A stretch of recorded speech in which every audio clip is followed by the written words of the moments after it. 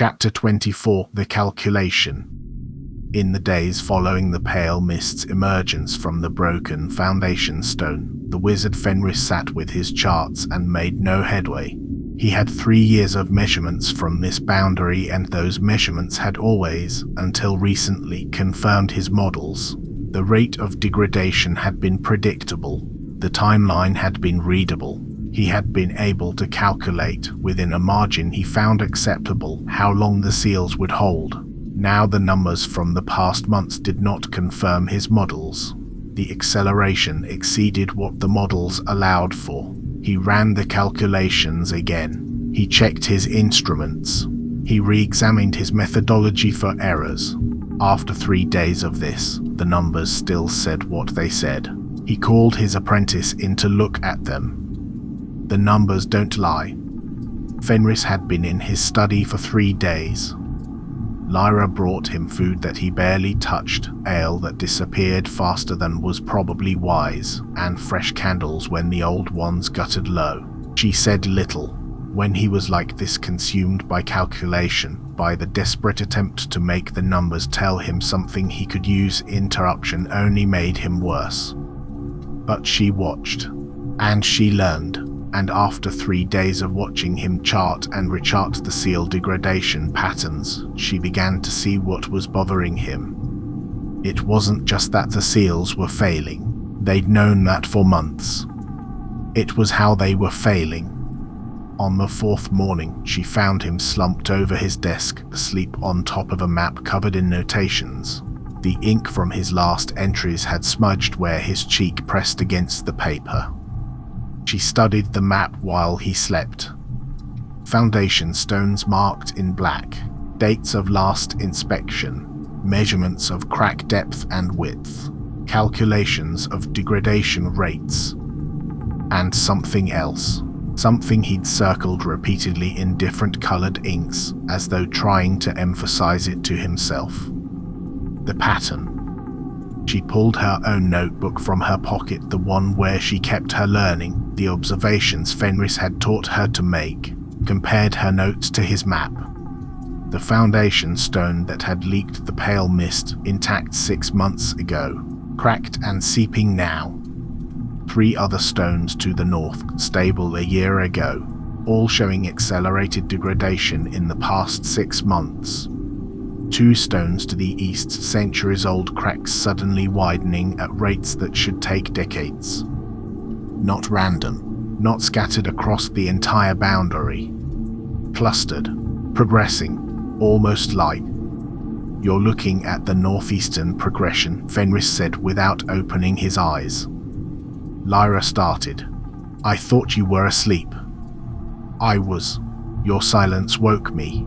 When you're thinking hard, you stop breathing as loud." He sat up slowly, wincing. His neck had to be screaming from sleeping bent over like that. "What do you see?" "A pattern. The failures aren't evenly distributed." "No. They're concentrated in specific areas, and they're accelerating faster than your models predicted." "Yes." He rubbed his face. "Much faster. Which means my models are wrong, which means my understanding of how the seals degrade is incomplete, which means I can't predict when the next catastrophic failure will occur or where." Lyra studied the map, traced the progression with her finger, north to south, east to west, like something spreading.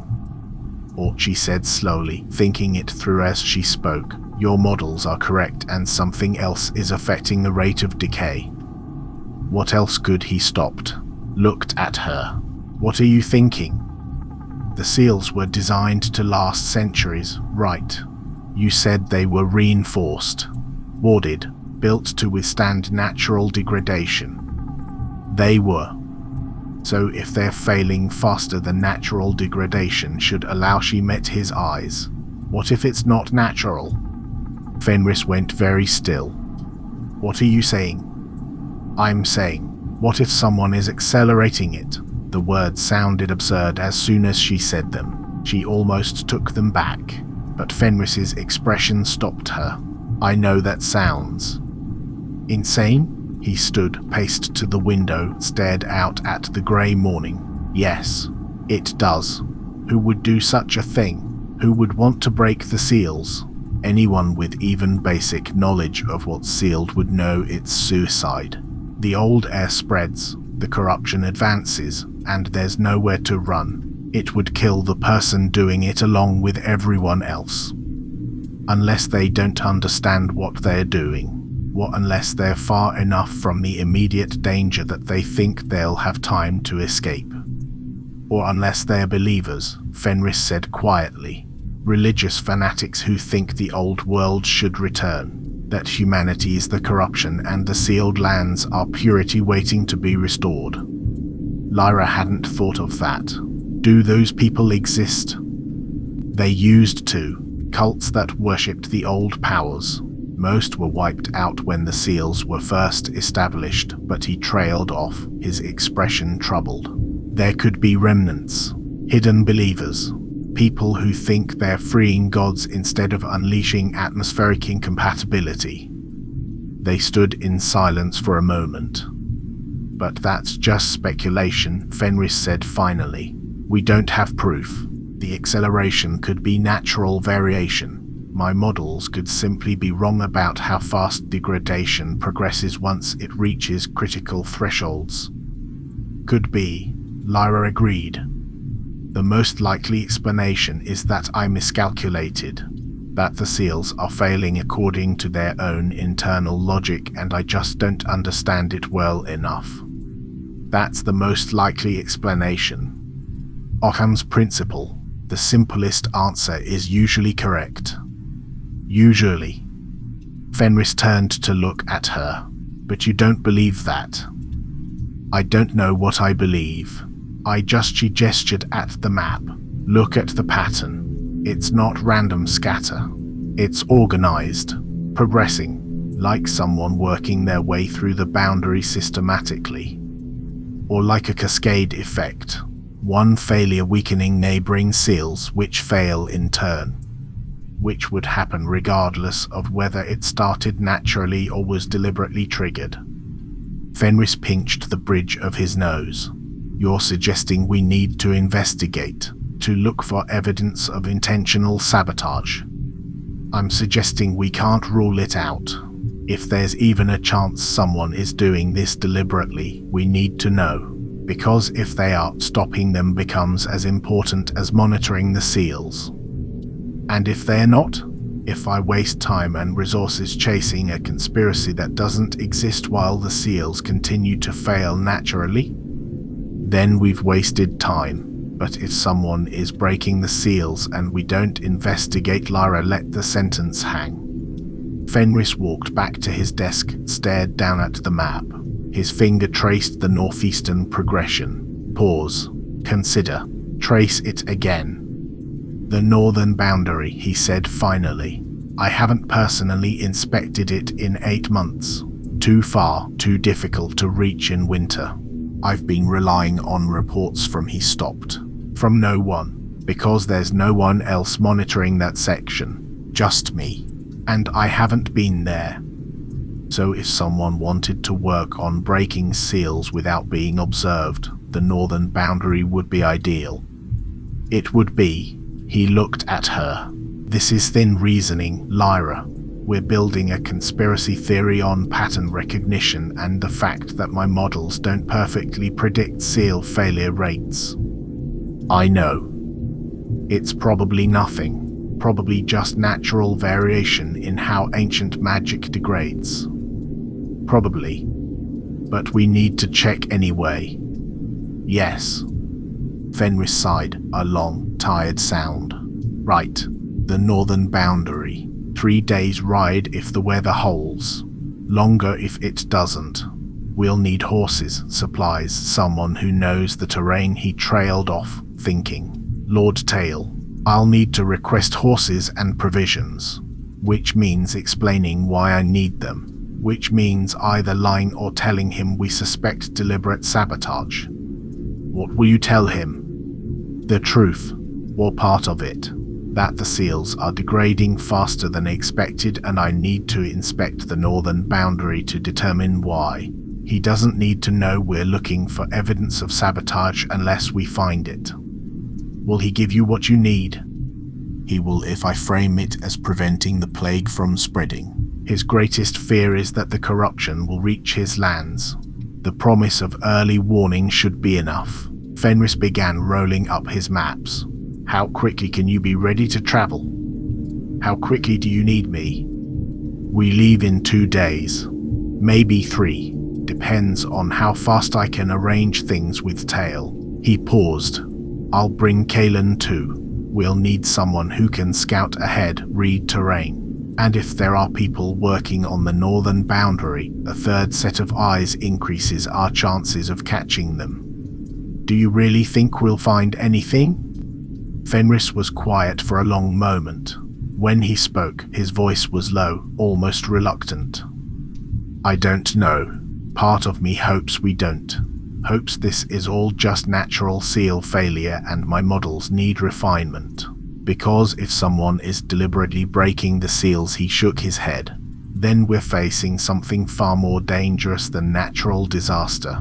We're facing intent, malice, people who want the world to end or who don't understand that's what they're causing, and stopping them becomes a race against time we might not win. But we have to try. Yes, we have to try. He gathered his maps, his calculations, his measurements, began organizing them into cases for travel.